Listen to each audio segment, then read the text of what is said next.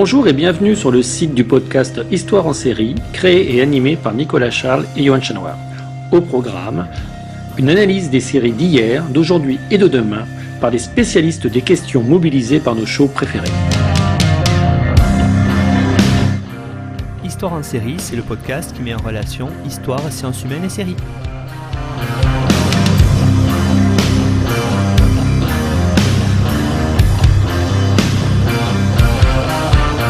Bonjour à tous, bienvenue dans Histoire en série où je reçois aujourd'hui Margot Bouge. Bonjour Margot. Bonjour Nicolas. Alors Margot, vous êtes journaliste, vous avez été formée à l'histoire de l'art et au journalisme culturel. Vous écrivez pour des médias tels que le Journal des Arts, Historia, le Quotidien de l'Art, mais aussi le journal municipal de la municipalité de La Courneuve. Vous avez coécrit un atlas historique de l'Europe destiné aux enfants qui a été publié en 2020 aux éditions Quelle Histoire et vous êtes une des coordinatrices du site sérichérie.com que je recommande, sur lequel vous avez publié de nombreux articles, notamment sur les séries historiques et en particulier les séries historiques françaises des années 60-70. Une de ces séries va nous occuper particulièrement aujourd'hui. Vous avez beaucoup travaillé sur ça et vous vous êtes donné comme mission, si on peut dire, de toutes les regarder dans l'ordre de diffusion. Donc vous êtes une vraie mine, une vraie bible, on va dire, pour ces séries des années 60, ces séries de l'époque où il n'y avait pas encore véritablement toutes les chaînes qu'on connaît. Il n'y en avait qu'une qui est l'ORTF, on va y revenir. Et justement, une série phare de cette ORTF, c'était Jacou le Croquant. Alors Margot, pour commencer peut-être, faites-nous une rapide présentation de cette série. Alors, Jacou le Croquant, donc, c'est une série en effet phare, comme vous dites. Elle compte 6 épisodes et elle a été diffusée en 1969. Donc, pour citer quelques mots-clés thématiques auxquels elle peut se rattacher, on peut dire que c'est une série historique, dramatique et sociale. Donc, son action se situe entre 1819 et 1830 et elle raconte la difficile, très difficile existence du petit Jacou, un petit garçon du Périgord qui va devenir jeune adulte et dont la voix off conduit le récit. Alors vous l'avez dit, on est en 1969, on va voir que cette date aussi va être importante, cette date de diffusion par rapport à la renommée de la série, on y reviendra un peu plus tard. Peut-être pour commencer, parce que j'imagine qu'une partie de nos éditeurs soit n'étaient pas nés à l'époque, soit leur souvenir de diffusion peut paraître lointain. Pouvez-vous nous faire le synopsis de la série ? Tout à fait. Alors, Jacou, Jacou est le fils de Martin et Marie Ferral, qui sont les métayers du comte de Nansac. Donc, ils font partie des nombreux métayers de ce comte. Ils cultivent un petit bout de terre qui appartient à ce grand propriétaire terrien, mais ils sont pris à la gorge, leur métairie est trop petite, les récoltes sont mauvaises, le comte de Nansac multiplie les brimades, des impôts de plus en plus importants, des restrictions, des interdictions arbitraires diverses et variées, et même un harcèlement sexuel qui est suggéré sur la mère de Jacou, de la part de l'odieux régisseur du comte. Alors, qu'est-ce qui se passe ? Donc, Martin Ferral, le père de Jacou, essaie de s'opposer, mais il est tout seul, car les autres paysans qui travaillent aussi pour le comte de Nansac sont tenus par la peur des représailles. Et un jour, donc, élément déclencheur de l'action de Jacou le Croquant, c'est l'outrage de trop. Le régisseur du comte va tuer le chien de la famille Ferral et blesser donc Marie Ferral. Et là, le père de Jacou, sous un coup de colère, va abattre le régisseur, et ce qui va mener à ce qu'il soit condamné au bagne par la justice et y mourir. Et donc, la mère de Jacou, qui a été chassée de sa métairie, va essayer de survivre en se faisant employer comme travailleuse journalière de ci et là, et elle va faire jurer à son fils, donc Jacou, de se venger de l'ignoble comte de Nansac, avant de mourir dans la misère. Et donc Jacou n'a que 9 ans à ce moment-là, il est réduit à la mendicité, il va être recueilli et éduqué par un curé de campagne qui va tenter d'amener ce petit garçon à pardonner au comte de Nansac en grandissant, mais les brimades vont continuer d'année en année, plus fortes que jamais, et Jacou va mener les autres paysans à la révolte. Comment ? Telle est la question. Voilà, donc les téléspectateurs vont découvrir cette histoire de Jacou lorsqu'il va être diffusé du 4 octobre au 8 novembre 1969, donc le samedi soir, sur la première chaîne de l'ORTF. Il faut noter qu'à cette époque et jusqu'en 72, il n'y avait que 2 chaînes sur la télévision française. Alors, ce qui est intéressant autour de Jacou, c'est qu'elle va rencontrer un immense succès, aussi bien auprès des enfants que des adultes, et qu'elle va véritablement marquer l'histoire de la télévision française. Elle va d'abord d'ailleurs faire l'objet d'une édition DVD qui compte plusieurs classiques de l'ORTF. Et donc, elle va beaucoup marquer les mémoires parce que beaucoup de gens qui l'ont vue à l'époque, alors j'ai une petite pensée pour ma mère et pour ma grand-mère, s'en souviennent encore avec des larmes plein les yeux. Vous l'avez dit, Margot, c'est très intéressant. C'est une série véritablement qui n'a pas duré longtemps, mais qui a marqué son époque. Et on va y revenir dans la suite du podcast parce que c'est très, très intéressant.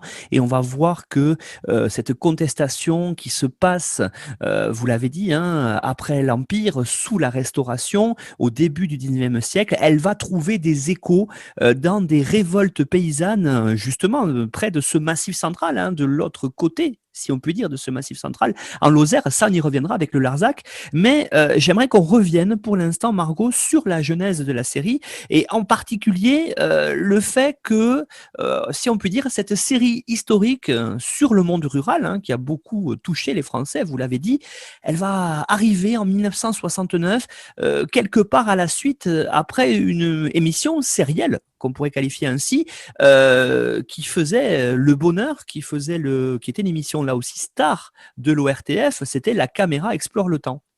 Oui, alors on peut dire que le feuilleton Jacou le Croquant est véritablement né de la mort d'une autre émission célèbre. Alors, Jacou le Croquant, c'est une sorte de cadeau de consolation fait par la direction de l'ORTF au réalisateur de télévision Stelio Lorenzi, après qu'il ait été décidé l'arrêt de l'émission que coordonnait alors Lorenzi, qui est La caméra explore le temps. Donc, c'est une émission dont vous avez sans doute entendu parler si vous vous intéressez à l'histoire de la télévision française. C'est une série anthologique de 39 épisodes tournés en direct où des comédiens, donc chaque fois les mêmes, reconstituent avec évidemment tout ce qu'il y a d'invention obligatoire dans ce genre d'exercice, des moments de l'histoire de France. Alors, la série, elle a rencontré un très grand succès pendant les 9 années qu'elle va durer, donc de 1957 à 1966. C'est une série qu'on pourrait qualifier de prescriptrice. Certains épisodes vont créer un véritable débat dans la société. On pense notamment à La terreur et la vertu, donc, qui est un double épisode diffusé en 1964 qui va véritablement faire événement. Cet épisode va amener à ce que des Français se positionnent donc un petit peu à la machine à café, si tant est qu'on puisse parler de machine à café à l'époque, donc à se positionner sur les conflits ayant divisé les Français donc, sous la Révolution, donc plutôt Danton, Robespierre, où est l'esprit de la Révolution, où aurait-elle dû finir la direction de l'ORTF, elle décide d'arrêter la série en 1965, malgré le fait que, selon un sondage, ce soit alors le programme préféré des Français. Donc, elle décide de l'arrêter pour des raisons assez multifactorielles qu'Isabelle Véra-Masson, donc autrice du très grand livre « Quand la télévision explore le temps », a tenté de percer à jour. Alors, Lorenzi, c'était un personnage qui dérangeait en tant que responsable syndical et militant communiste. Il avait d'ailleurs été très engagé dans la grève des réalisateurs de 1965. Les réalisateurs avaient alors un statut assez surplombant à la télévision qui était en train d'être vu. Les opinions politiques de Lorenzi pouvaient également être vues comme suspectes dans le traitement de La caméra explore le temps, même si, en analysant le contenu véritable de l'émission, on ne peut pas tout à fait dire que ce soit une émission à gauche toute. Pour donner un exemple, on a pu aussi bien voir un épisode pro-Robespierre qu'un épisode pro-Marie-Antoinette. Il faut savoir que les émissions étaient certes chapeautées par Lorenzi, mais qu'elles étaient écrites par deux scénaristes, l'un d'opinion très conservatrice, l'autre plutôt très progressiste, donc qui s'équilibrait plutôt. Ce qui dérangeait surtout en fait la direction de l'ORTF, c'est que La caméra explore le temps était devenue une référence absolue dans le traitement de l'histoire en France et qu'elle prenait un peu trop de place. La direction lui reprochait d'être trop intéressée par des moments de crise plutôt que par ces moments où la France est entre guillemets une et indivisible. Il lui reprochait également d'être trop politique et à même d'amener les Français à se poser des questions politiques sur le présent, à faire des rapprochements. Et on sait que pour ces différentes raisons, De Gaulle détestait la caméra explore le temps. Et on a pu dire, sans que ce soit tout à fait avéré, qu'il en a expressément demandé l'arrêt. L'arrêt de la série donc, a amené une immense protestation populaire, du jamais vu d'ailleurs, avec des courriers, des manifestations, même des interpellations au Sénat.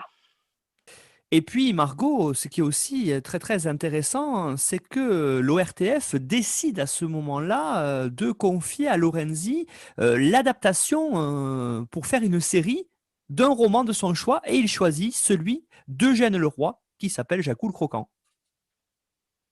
En effet, oui, pour faire entre guillemets passer la pilule, la direction de l'ORTF, elle a décidé de lui proposer de réaliser l'adaptation d'un feuilleton, donc, parce que c'était un format qui était considéré comme un peu plus mineur que les grandes émissions historiques que la caméra.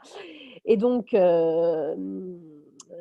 Lorenzi va choisir donc, d'adapter en le co-scénarisant avec celle qui était sa script depuis ses débuts à la télévision, donc Michel Auglore, une autre syndicaliste et militante communiste et scénariste à 16 heures. Donc, ils vont choisir de co-scénariser donc Jacou le Croquant, enfin de l'adapter. Donc, Jacou le Croquant, c'est un roman qui est paru en 1899 et qui est écrit par un romancier périgourdin, donc Eugène Leroy, dont l'œuvre s'inscrit dans la veine de ce qu'on appelle le roman rustique social, donc, qui exalte la vie campagnarde, mais aussi la vie des plus humbles.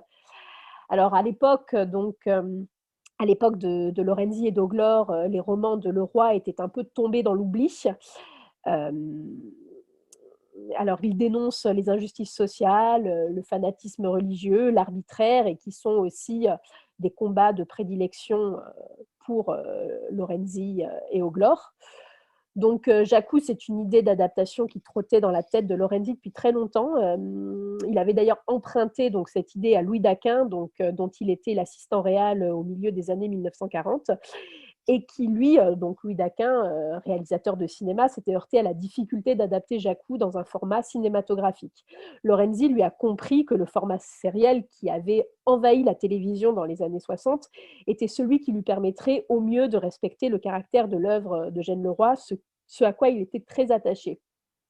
Donc Jacou le Croquant, donc, le livre, c'est une fiction écrite sur le mode de l'autobiographie, euh, qui prend le temps de s'immerger dans la vie d'un enfant pauvre, mais aussi donc, qui joue sur l'accumulation longue, très progressive des vexations, des humiliations, des brimades, des malheurs qui vont nourrir lentement la volonté de révolte des personnages et les pousser à un point de rupture.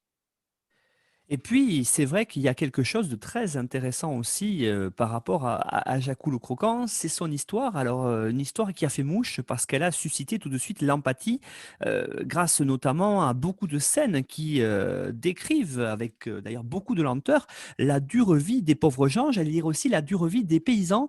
On est encore dans une France de l'entre-deux, hein, de cette après-seconde guerre mondiale, d'une France qui peu à peu s'urbanise, mais dont les racines restent profondément rurales. Donc ça, c'est aussi très intéressant pour le fait de marquer ça.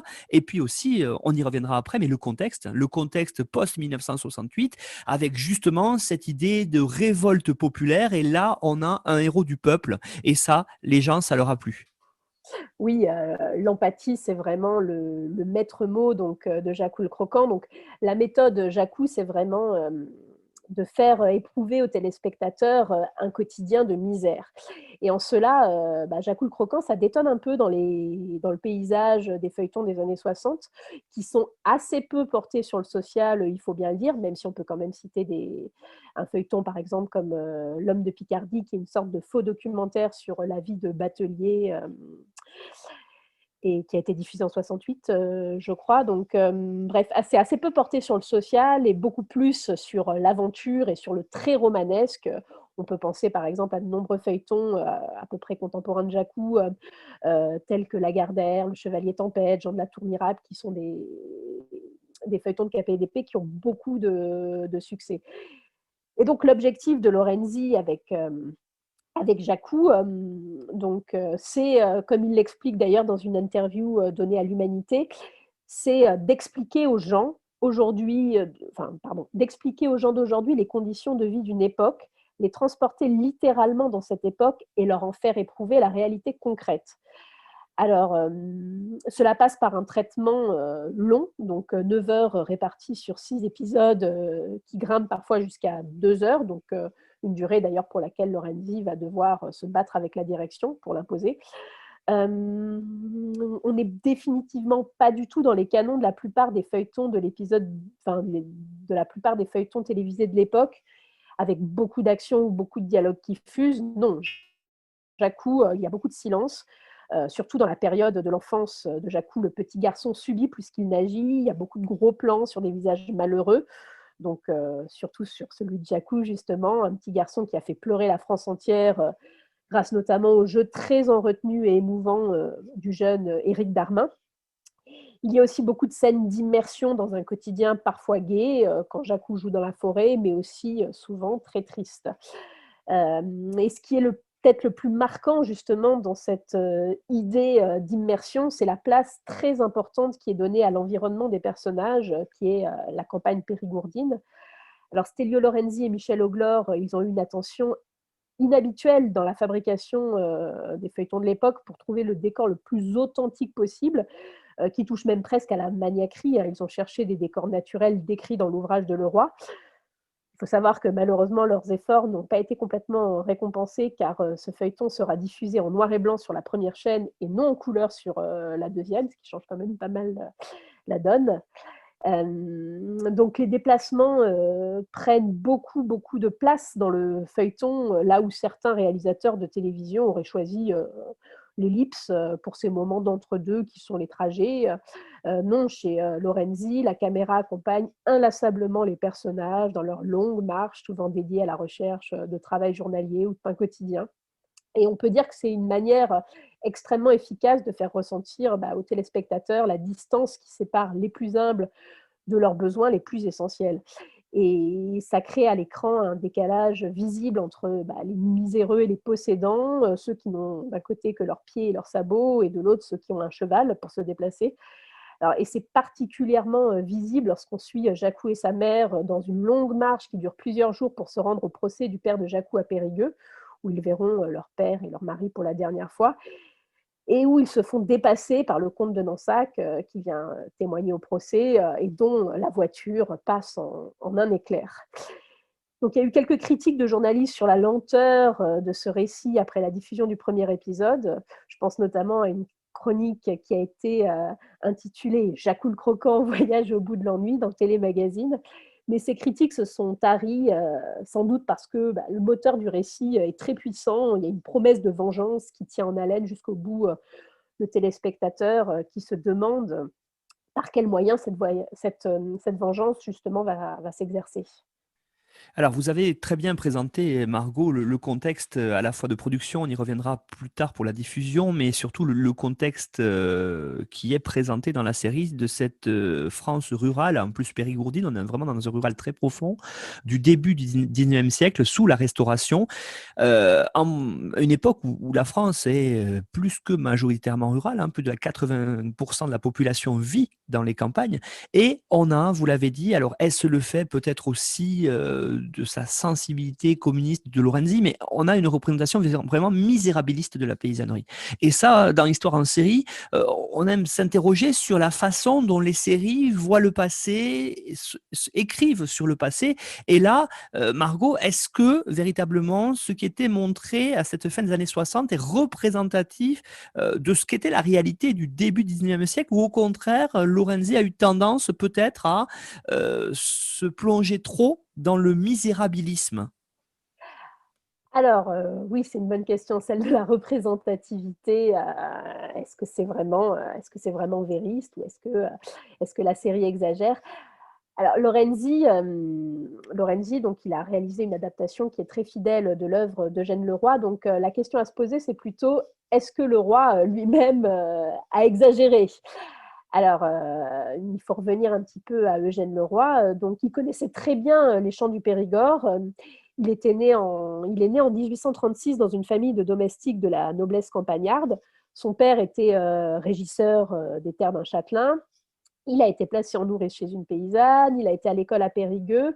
Bon, ensuite, il est parti à Paris ou en Algérie, mais il est revenu en Périgord où il a mené une carrière de percepteur, ce qui l'a amené à rentrer dans beaucoup de maisons, à rencontrer beaucoup de personnes dans les campagnes. Et voilà, carrière qu'il a menée donc, en parallèle sur le tard avec sa carrière d'écrivain. Il faut savoir que le roi avait un immense respect pour le métier de paysan. D'ailleurs, dans Jacou, il fait dire que c'est le plus beau métier du monde. Et il avait un respect d'autant plus exacerbé et nostalgique que l'époque où il a commencé à publier, c'était à la fin du 19e siècle, et celle où l'exode rural a vraiment commencé à se faire sentir dans toute la France. Alors, pour en préserver la mémoire, il a cherché à décrire la campagne de manière quasi ethnologique. Et Jacou donc illustre de manière qui est plutôt crédible un mode de vie qui pouvait être celui de certains petits paysans périgourdins du début du 19e siècle. Alors, comment est-ce qu'on le sait? Eh bien, l'œuvre de Leroy a été mise en parallèle avec des études et des témoignages d'époque. On pense entre autres au rapport Brach qui fait un état des lieux des campagnes périgourdines dans les années 1830, qui nous montre que la paysannerie donc, de l'époque pratiquait une polyculture de subsistance où l'exploitation fournissait la quasi-totalité de l'alimentation du paysan, que les paysans étaient encore soumis à la malnutrition avec une alimentation peu variée. Donc, en Périgord, on se nourrissait essentiellement de soupe et de châtaignes quand le grain commençait à manquer, où les paysans devaient souvent exercer des activités complémentaires telles que le braconnage ou se louer comme travailleurs journaliers, donc en exerçant la coupe du bois pour les hommes, le travail de quenouille pour les femmes, et où on pouvait de manière assez cyclique sombrer dans l'indigence lors des mauvaises années, quand la météo avait été mauvaise ou selon la courbe du prix du grain, pouvait être réduit à la mendicité de manière occasionnelle ou en cas de coup dur, surtout l'hiver, et notamment les enfants. Donc, des maires de village ont témoigné que les métayers, comme les parents de Jacou, donc, qu'est-ce que c'est les métayers? C'est ceux qui devaient reverser, selon la loi du métayage, la moitié de la récolte aux propriétaires de la terre. Donc, ces maires ont témoigné que c'était ceux qui étaient le plus à même de basculer dans l'indigence, car ils étaient soumis à la volonté d'un propriétaire. Bref, tous ces éléments historiques nous montrent qu'on est assez proche de ce que de ce que décrivent Leroy et Lorenzi dans Jacou. Évidemment, Jacou, c'est tout de même une vision qui est orientée du monde rural. Il faut savoir que Eugène Leroy était un républicain, un anticlérical, un défenseur du suffrage universel, bref, ce qu'on appelait à son époque un radical. Et on sait que son idéal, c'était celui du petit propriétaire terrien autosuffisant, qu'il exécrait les gros propriétaires et les nobles, ce qui a beaucoup influencé son personnage de l'odieux comte de Nansac, qui est, il faut bien le dire, un peu caricatural et sans doute pas très représentatif de la complexité des relations entre les riches et les pauvres au milieu rural, où il y avait à la fois des vraies tensions, mais aussi de la solidarité. Bref, crédible, référencé, mais orienté. Alors, vous avez dit tout à l'heure en introduction, effectivement, que l'action de Jacou commençait en 1819. On est sous la période française de la Restauration, donc du retour après la période révolutionnaire des Bourbons, donc du frère de Louis XVI, hein, Louis XVIII, puis ensuite Charles X. Et justement, ça s'achève, Jacou, en 1830 avec le départ de Charles X suite à l'épisode des Trois Glorieuses. Alors, j'aimerais voir comment avec vous, Margot, comment est-ce que on aperçoit à travers cette série cette époque de la Restauration, en se posant en particulier peut-être une première question, est-ce que on est quelques années après, mais est-ce que dans la série on perçoit un héritage de la Révolution française? Oui, oui, tout à fait. Et c'est même extrêmement important donc, dans Jacou le Croquant. Alors, il faut savoir qu'Eugène Leroy, il était absolument passionné par l'histoire et par les différents régimes politiques du 19e siècle et la manière dont ces différents régimes se sont succédés, se sont intégrés dans une histoire qu'il envisage comme engagée dans une dynamique générale de progrès avec des phases de stagnation et de régression. Et pour le roi, donc, qui est un radical, la Restauration, c'est vraiment la période absolue de régression après les idéaux et les acquis de la Révolution française. Donc la Révolution française, c'est un marqueur très fort dans Jacques le Croquant, vis-à-vis duquel la plupart des personnages se positionnent à un moment ou à un autre de l'action. Ce qui n'est pas étonnant du tout, hein. La Révolution a longtemps été et longtemps resté en France la référence historique fondamentale. Chez certains personnages, donc, qui sont plutôt les bons, dans Jacques le Croquant, la Révolution, c'est vraiment l'idéal qu'il faudrait retrouver. Alors, on a les paysans qui sont opprimés par le comte de Nansac, qui regrette cette période. Le domestique révolutionnaire Cassius, qui soutient Jacou dans sa volonté de se venger du comte de Nansac. Le curé Bonal, qui est le père de substitution de Jacou, qui a prêté serment à la Constitution par conviction en 1791 et à qui l'archevêque de Périgueux demande de se rétracter publiquement, ce qu'il va d'ailleurs refuser, et ce qui l'amènera à être démis de ses fonctions. Alors ça, c'est les bons, donc qui soutiennent, qui sont nostalgiques de cet idéal révolutionnaire. Par contre, chez d'autres personnages qui sont dans Jacques le Croquant, plutôt les mauvais, même carrément les mauvais, la Révolution, c'est une période de désordre dont il faut liquider l'héritage. Alors, on a évidemment en premier chef le grand méchant, le comte de Nansac, qui est un aristocrate émigré restauré dans ses privilèges par la Restauration et qui administre sa propriété en seigneur féodal tout puissant et qui se comporte comme un bandit. D'ailleurs, il va faire kidnapper Jacou, Jacou adulte, hein, je précise, pas Jacou enfant, et l'enfermer dans les oubliettes du château, ce qui convoque une imagerie d'anachronisme médiéval. On a aussi les jésuites qui effectuent des manifestations spectaculaires dans les villages, représentation assez spectaculaire chez Lorenzi d'ailleurs, afin de ranimer la ferveur chrétienne et effacer les souvenirs de la Révolution.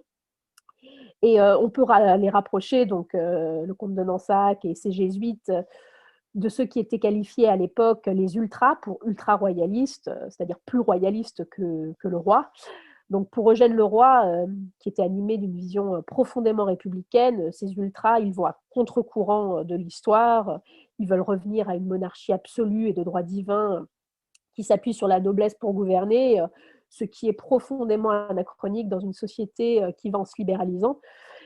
Et sur cette ligne un peu de démarcation pour ou contre 1789, qui scinde dans Jacques le Croquant les bons des mauvais, on a cependant tout de même des personnages qui sont un peu plus modérés et complexes politiquement, entre guillemets, tels que le chevalier de Galibert, qui est un aristocrate attaché à la monarchie, mais qui va dans le sens progressiste de l'histoire en prenant acte des réformes de la Révolution et qui a tout à fait intégré que le renouvellement viendra des classes populaires. Et c'est d'ailleurs un des soutiens les plus efficaces de Jacou contre le comte de Nansac. Alors, on peut dire que dans le monde rural dépeint dans Jacou, la Restauration, c'est un régime qui est à la fois très puissant, mais on sent aussi que c'est un régime qui est destiné à mourir parce qu'il fonctionne sur un mode d'ancien régime, mais en version vraiment très dégradée, avec des personnages de basse moralité, voilà, Nansac et ses sbires, qui se comportent comme des bandits. Ce qui est aussi intéressant, c'est de voir que cette série se termine sur un autre événement important de l'histoire de France, c'est la Révolution des Trois Glorieuses, révolution qui provoque la chute de Charles X et l'arrivée au pouvoir d'une autre monarchie constitutionnelle, celle qui va être menée par Louis-Philippe Ier, qui suscite au départ beaucoup d'espoir, et ces espoirs vont être vite ruinés. Mais comment est-ce que justement on voit cette période-là à travers la série, Margot? Oui, alors la fin de Jacou le Croquant donc, évoque directement la fin de la Restauration. Le dernier épisode s'appelle d'ailleurs 1830, année de la Révolution des Trois Glorieuses. Et ce n'est pas un hasard du tout si au moment où cette révolution qui a lieu à... Enfin, c'est pas un hasard du tout en fait si au moment de si c'est au moment où cette révolution qui a lieu à Paris que Jacou mobilise les autres métayers, comme lui oppressé par le comte de Nansac pour aller incendier son château. Euh, après ce soulèvement des autres paysans, Jacou est traduit en justice comme son père avant lui, sauf qu'il est acquitté par les juges qui avaient condamné son père jadis. Et on voit que Jacou réussit là où son père avait échoué à cause des qualités qu'il a pu développer en grandissant, notamment grâce à l'éducation, qui lui ont permis de mobiliser les foules et de réaliser une révolte maîtrisée, donc sans coup ni mort, mais aussi donc, parce que véritablement le vent politique a tourné. Donc, un vent de révolte, l'avènement d'une nouvelle révolution est en marche. Et les juges se sentent obligés d'acquitter donc les paysans tout en étant embarrassés de voir triompher ceux qu'ils considèrent comme des agitateurs. Et c'est vraiment ce tour de force de la construction narrative de Jacou qui est une sorte de conte politique parce qu'il propose un final qui lie étroitement trois destins entre eux. Donc d'abord la destinée individuelle du personnage principal, Jacou, qui s'est vengé afin de penser des blessures personnelles remontant à l'enfance, mais également la destinée d'une collectivité paysanne, donc qui s'est émancipée du joug de son persécuteur, le comte de Nansac, mais aussi la destinée de tout un pays donc, qui a fait basculer un régime oppressif. Un autre aspect majeur, Margot, quand on voit Jacou le Croquant, quand on voit cette série-là, c'est quand même une série, on l'a dit depuis le début de l'émission, qui est une série du monde paysan, sur le monde paysan. Alors certes, une série historique, mais comme on le disait tout à l'heure, une série qui rappelle que pendant très longtemps, la France a été un pays majoritairement rural et beaucoup de spectateurs sont encore dans les campagnes ou en tout cas ont encore des racines rurales quand ils le regardent. Et il y a, vous l'avez dit, cet effet nostalgique qui fonctionne très bien. Alors, pour aller vers ce monde paysan-là, j'aurais aimé que vous reveniez véritablement sur ce personnage de Jacou, Jacou le Croquant, qui a été ici réutilisé et qui a en fait un autre personnage, mais pas sur la même époque. Oui, alors Jacou, donc le Croquant, c'est véritablement ouais, un ancêtre mythique donc des croquants. Alors avant le feuilleton, enfin avant la diffusion du feuilleton, je l'ai dit, Jacou c'était un personnage qui était assez peu connu à un niveau national. Le roi était un peu tombé en désuétude, mais il était néanmoins considéré vraiment comme l'ancêtre mythique du Périgord, du genre dont on pouvait raconter l'histoire à la veillée. Comme s'il avait réellement existé. D'ailleurs, Stelio Lorenzi et Michel Auglore, ils ont raconté que quand ils se sont rendus dans la campagne périgourdine pour effectuer des repérages en vue du tournage, ils avaient rencontré des habitants qui leur avaient dit qu'ils avaient des gens de leur famille qui descendaient directement de Jacou le Croquant. Et donc, même si c'est un personnage fictif, hein, inventé par Eugène Leroy, qui n'a jamais existé, le roi a volontairement on a fait volontairement le descendant des croquants qui, eux, ont réellement existé et qui avaient une mémoire très vive en Périgord. Alors, les croquants, qui sont-ils? C'est le nom qu'ont donné aux paysans qui se sont révoltés contre l'ordre fiscal et politique dans le sud-ouest du XVIIe et du XVIIIe siècle. Et d'ailleurs, le récit donc, fictif de Jacou le Croquant met en parallèle, crée une descendance entre Jacou et un croquant. Donc, le roi raconte que l'arrière-arrière-grand-père de Jacou a été l'initiateur d'une révolte de croquants sous l'Ancien Régime et qu'il aurait brûlé le château d'un noble et d'ailleurs qu'il aurait été pendu pour cela. Et donc ainsi, Jacou, il reproduit le geste de son ancêtre en brûlant à nouveau le château d'un noble, donc dans un contexte qu'il exigeait à nouveau, celui de la Restauration, Et c'est tout un symbole, en fait, c'est celui de la conscience d'une paysannerie exploitée, maltraitée, d'un besoin de se révolter pour rétablir l'équité qui peut toujours renaître de ses cendres. Et puis, vous le dites, hein, ces croquants sont des paysans révoltés du sud-ouest, en tout cas dans le Périgord de l'époque, en tout cas au XVIIe siècle, sous Louis XIV, comme il y a de très nombreuses révoltes fiscales dans les campagnes, comme les va-nu-pieds par exemple, ou d'autres personnages comme ça qui sont restés dans l'imaginaire collectif, ne serait-ce que par leur nom, croquant, va-nu-pied.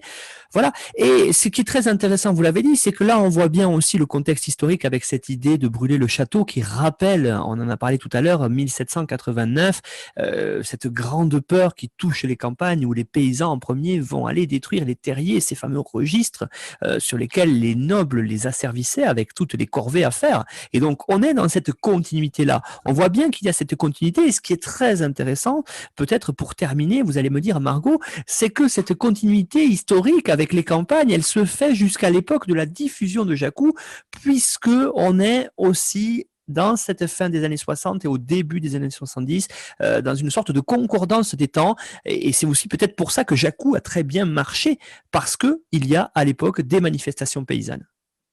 Oui, oui, alors c'est même ce qu'il y a de peut-être de plus intéressant, j'ai trouvé dans le cas Jacou le Croquant, c'est à quel point donc il va y avoir, comme vous dites, une continuité entre le feuilleton et donc son auditoire. La diffusion du feuilleton, en 69, donc, elle va créer un très grand effet en France en règle générale, mais plus précisément dans la France des campagnes. C'est une série que tout le monde n'a pas vue, car tout le monde n'a pas la télé, mais dont tout le monde parle. Et des agriculteurs vont être saisis par ce feuilleton, ils vont y voir un reflet de leurs conditions, même si évidemment leurs conditions de vie et de travail a beaucoup changé depuis la Restauration, époque qui est dépeinte dans Jacou. Mais voilà, le reflet va être pour eux évident en cette France, cette France agricole des années 60 qui vit des mutations difficiles. Alors, c'est une période qui est marquée évidemment par l'importante diminution de la population agricole, hein, par la difficulté des nouveaux agriculteurs à s'installer sur des petites exploitations de jadis qui ne répondent plus aux normes imposées, marquée aussi par l'avalement des petites exploitations par les grandes, par la domination que peuvent exercer les gros propriétaires fonciers sur ceux qui doivent devenir leurs locataires, également par la spécialisation de l'agriculture de plus en plus importante, également par un fort accroissement de la productivité qui nécessite de plus en plus de dépenses, des emprunts de plus en plus élevés. Donc voilà, c'est une période de crise comme l'agriculture en a beaucoup connu. Alors l'agriculteur et syndicaliste Bernard Lambert va résumer très bien ce malaise paysan dans un livre, Les paysans dans la lutte des classes, qui est paru en 1970, donc un an après la diffusion de Jacou. Sa théorie, qui est une théorie marxiste, est que l'agriculture est en voie de prolétarisation, parce que les agriculteurs seraient dépossédés de leur outil de production, leurs terres, leurs machines, même quand ils en sont propriétaires à cause de leur servitude aux banques et aux grands groupes agro-industriels. Et donc en 1969, donc date où est diffusé Jacou, c'est un moment où les agriculteurs se sentent souvent humiliés, mal compris, habités par le sentiment qu'on décidait de leur sort sans les consulter. Donc, on entend parler à la radio des conclusions d'un rapport Vedel qui va faire couler beaucoup d'encre, beaucoup parler, qui concerne l'avenir à long terme de l'agriculture française et qui estime que la population agricole française sera encore amenée à diminuer dans les années à venir. Donc, voilà, et Jacou donc arrive sur les écrans et va avoir un effet un petit peu déclencheur entre guillemets. Donc fin 69, des groupes paysans, ils vont s'emparer véritablement de la figure de Jacou et l'utiliser comme porte-parole à leurs revendications.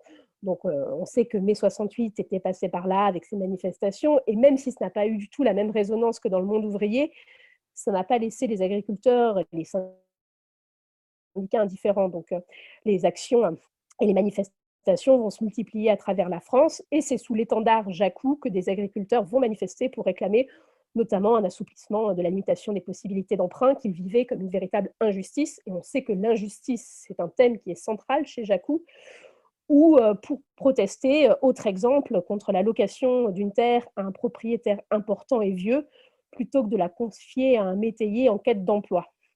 Donc, Jacou, il devient vraiment un symbole. Donc, on va pouvoir lire dans l'Orne, notamment sur des panneaux, nous ne voulons pas être des nouveaux Jacou. Non, pardon, ça c'est en Creuse. Nous ne voulons pas être des nouveaux Jacou, peut-on lire en Creuse. Et en Orne, on peut lire la terre à nos parents, Jacou n'est pas mort. On lit en Moselle, Jacou veille encore. Et donc, ça, c'est la figure de Jacou. Et par opposition, on a la figure de l'odieux comte de Nansac, donc, qui est donc le personnage, ce mauvais personnage que tout le monde a vu à la télé, qui devient la personnification un peu fourre-tout de toutes les forces anonymes, les technocrates de Paris, les banques, les politiques, et qui est utilisé aussi donc, dans les manifestations et dans les actions, donc, notamment pour alpaguer, par exemple, un ministre. Donc, le 16 novembre 1969, on sait que le ministre de l'Éducation, donc, qui s'appelait Olivier Guichard, est interpellé en Loire-Atlantique par plusieurs centaines d'agriculteurs qui lui imposent alors une visite de ferme, au cours de laquelle ils lui font part des difficultés de la profession. Et donc le ministre est alors surnommé Nansac. Il est contraint de marcher derrière une banderole qui affirme « Contre le cumul des terres et l'encadrement du crédit, utilisez le débourgeoisant Jacou ». Donc certains de ces manifestants seront arrêtés, condamnés à de la prison, ce qui donnera d'ailleurs lieu à de nouvelles manifestations. Et donc, le nom de Jacou va également remonter à l'Assemblée lors du débat budgétaire sur l'agriculture.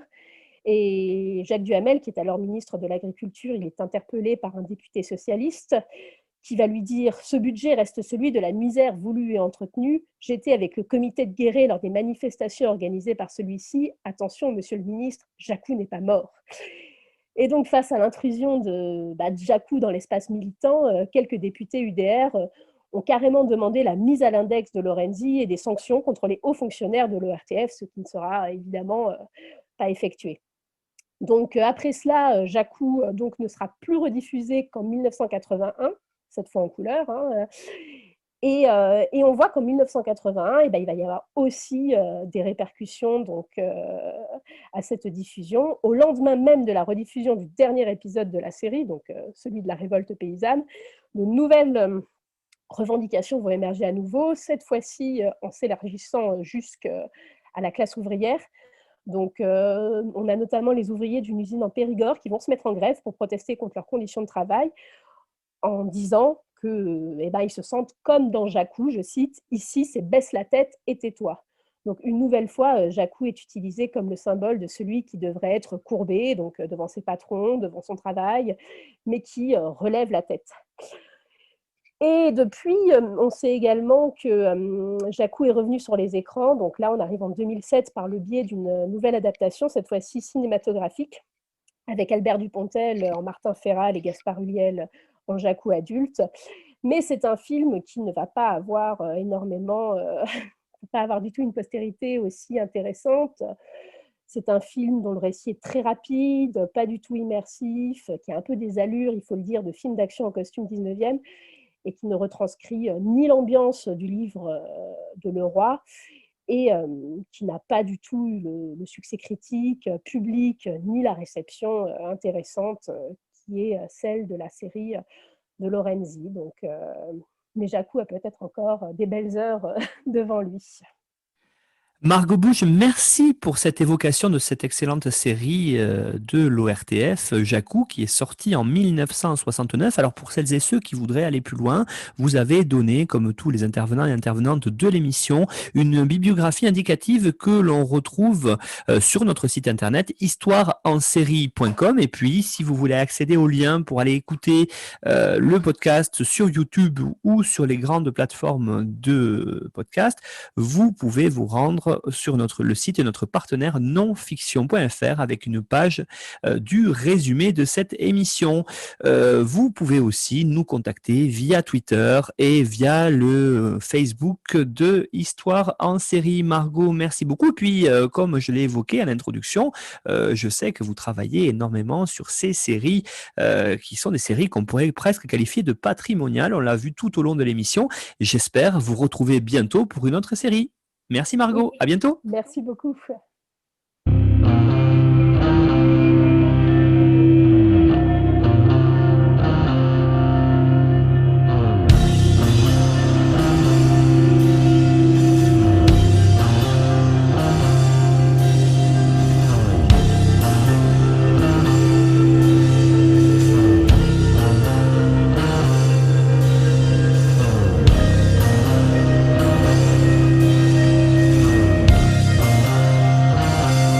Retrouvez-nous sur Twitter @Histoire en série pour connaître le programme à venir ainsi que des conseils bibliographiques.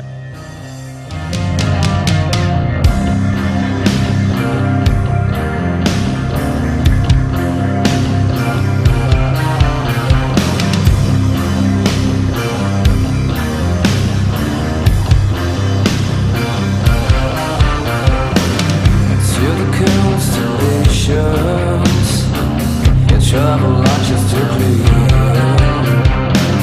Such a beautiful planet populated by a stranger.